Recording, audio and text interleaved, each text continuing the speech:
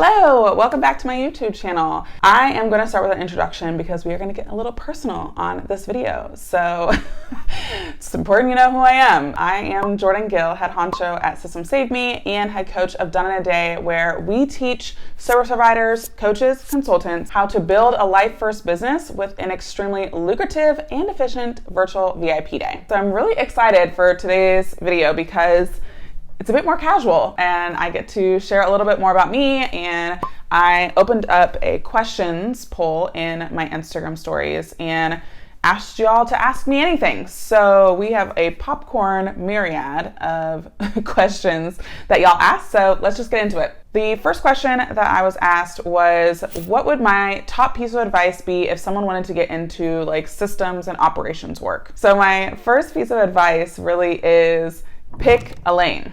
Especially if you want to go into VIP day work or more specialized work and be known for something, because I am a jack of all trades, generally speaking. I can really pop into like any software and be good at it in like an hour or two. That's something that I kind of just like keep in house. However, when it comes to positioning yourself to the outside world or to potential clients, and you want to be known as an expert and you want to be seen as somebody who, again, is premiumly priced, you're going to get paid higher. I found that even if you are a jack of all trades or Jill of all trades or person of all trades, keep that to yourself.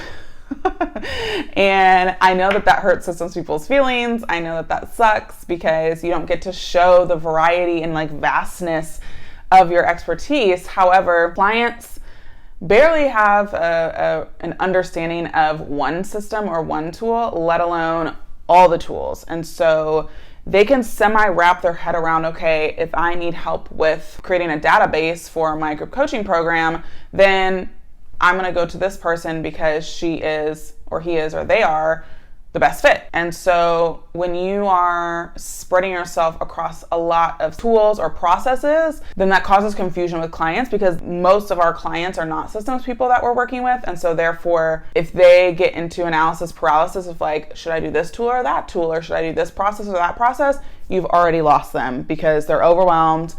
They already feel like they're a fish out of water. And so they're just not going to choose anything. And then they're going to keep doing whatever they're doing in their Google spreadsheets. I would say pick a lane and go all in on it. And then once you work with a client in one tool or area or process, then you can open up kind of the vastness of your back end and be like, great, like we built this out. Do you need, we built this out.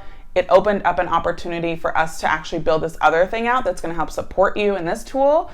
So do you want to continue working together? So front end is always one tool or one process for one type of individual. So again, I worked with seasonal business owners with their CRM setup. I wasn't working for any and everybody who needed a CRM, which is every single business, right? So I worked with seasonal business owners, so wedding planners, tax professionals, wine harvesting consultants, hail damage guys, like all of that. It helped me because I was able to market my CRM setups to business owners when they were on their off season. So they're on season, I'm not going to market to them because they're busy. That doesn't make any sense. But when they're not on, then that's the time that they want to get their systems and processes ready to go for their busy season, right? So that allowed me to really manage my marketing schedule in a way that felt most in flow. What was your favorite cartoon or show growing up? So this shows, I guess, how mature I was growing up and whatnot. My parents didn't really allow us to watch a ton of TV. I don't even Rugrats and things were on, but I never was allowed to watch that. So I watched Oprah after school every day with my mom and learned a lot about the world. And so I would say Oprah probably was my favorite cartoon show or show in general, because that was one of the only shows I would watch. But yeah, I was told to go outside and figure it out a lot growing up. So again, I just didn't have a lot of TV time, which I guess I'm making up for now because I love trash TV. What is the best advice for somebody who wants to start marketing their VIP days? Whenever you're marketing any product, but obviously I'm going to answer this in the context of VIP days, is that you want to be as specific as possible. The difference between saying grocery store or supermarket or farmer's market is going to show up differently, and different individuals are going to raise their hand based on simply those three words. They're all the same thing.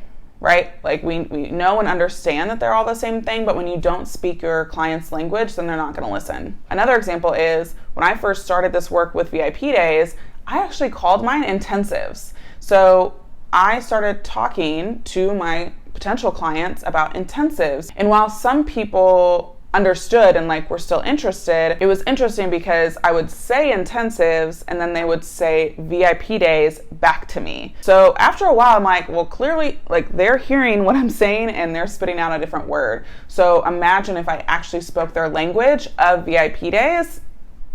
Boom, like that's when things really skyrocketed because I was speaking their language. So when you're marketing your VIP days, speak their language.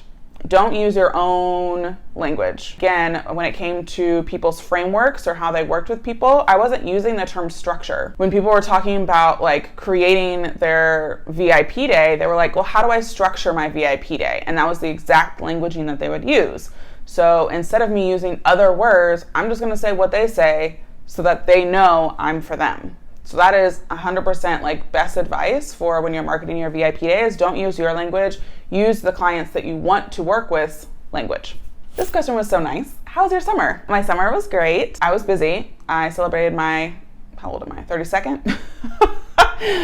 I'm not a big birthday person, but I did celebrate my 32nd birthday, which was really great. And I also got out of my comfort zone and went to New York City and got coached to become a better speaker, better keynote speaker, which is something that terrifies me, but also I know I want to step into to make the bigger impact that I want to have. I also got to knock off another state on my states list. So I went to Boise, Idaho.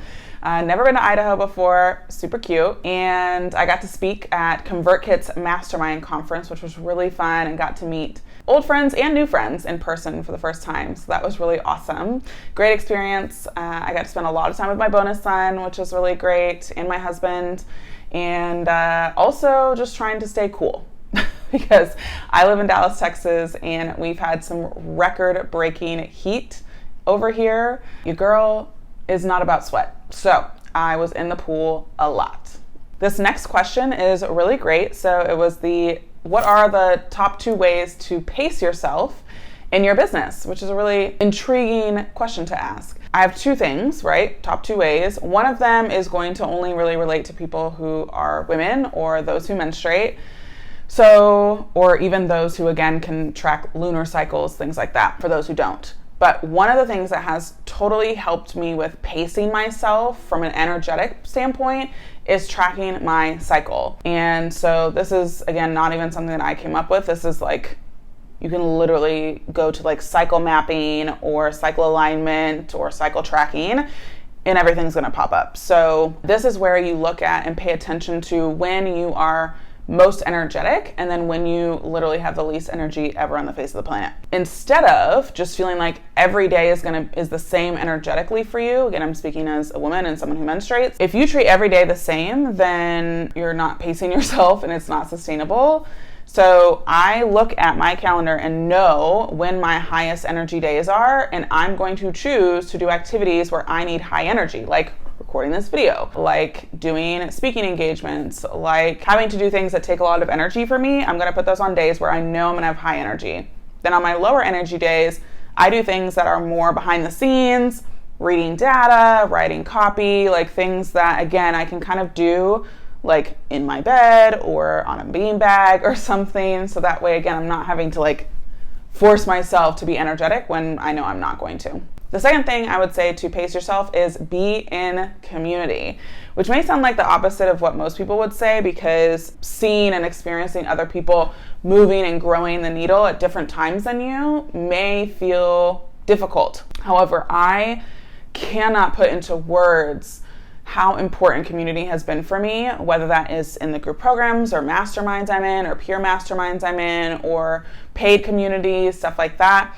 Not that free communities can't give you that same level of community. It's just, it hasn't been as helpful for me specifically. So, but if you're only in free communities, then, check into those. But I'm somebody who likes deep, real relationships. So for me to be in those rooms of people who are willing to go deep and willing to be real tend to be paid groups. And that's just been my experience. It may not be yours. So being in community has helped allow me to ground myself when things feel like up there. And it also has allowed me to see that success is still possible. Even if I'm having a tough time in business for whatever reason, seeing other people succeed actually fuels me to know that it's still possible. Because when I get in my own head and I'm like, oh, everything's not working, then I'm going to believe that nothing is working when things are working for other people. And so therefore, let's be in community with them and let's, draw from their energy and their success and then get myself back on track. And when I'm doing really well, then I can give that energy back to other people who are struggling in different ways too, which again is the beautiful thing about community. Not everyone's going to be up at the same time. Not everyone's going to be down at the same time. And so being able to ebb and flow as a community is huge. And the last question for this video is it possible to start a VIP day when you have a chronic illness? So this is a nuanced question. Obviously, I don't know what your exact chronic illnesses are. I don't know what your symptoms are. I don't know what your needs are to support you with your chronic illness. However, I'm going to share from a place of me having a chronic illness and others in my group having a variety of chronic illnesses. I would say the answer is generally yes. So what's great about the VIP Day business model is that you can truly, again, know when your energy is up and know when your energy is down and adjust accordingly. Why this is huge is because I was able to work with 4 to 6 clients a month and then rest a lot. And I actually had way less flare-ups when I was just doing VIP days than any other time in my business. Again, for most chronic illnesses, the prescription is rest and chill and less stress. When you're having to work every single day and do all of these different tasks and deal with the client's energies and all of that stuff, like that stuff soaks into you a lot. And I needed to not be involved with that. I was able to maintain a really stress-free life because I was only working with clients for so minimal of days, and then I was able to recover and rest and rejuvenate and get my stamina back up. And so I had way less flare-ups for my chronic illness during the period where I was only doing VIP days. And that may be the case for you, that may not. I'm not a doctor, or I don't know all the symptoms you may be having. However, if rest and less stress is something that you are looking for, VIP days can help with that because they give you more time and space to re-energize and reboot and lean into self-care when you need it versus, having to deal with different client schedules and not being able to take the time that you need when you need it. And I have had to cancel different or reschedule different VIP days because of flare-ups, and that's just written in my contract, right? So myself and my client get one free reschedule. After that, either my client has to pay or I've paid a client before if I had to reschedule a second time. So that's my way of going about it. It doesn't have to be yours, but again, you can absolutely have a VIP day with a chronic illness. So I hope you enjoyed getting to know me a little bit more over here at System Saved Me. And subscribe and ring the bell if you want to learn more about me, about VIP days. With that being said, thank you so much for watching today's YouTube video. We will be back next week with more goodness coming your way. So I will see you next week.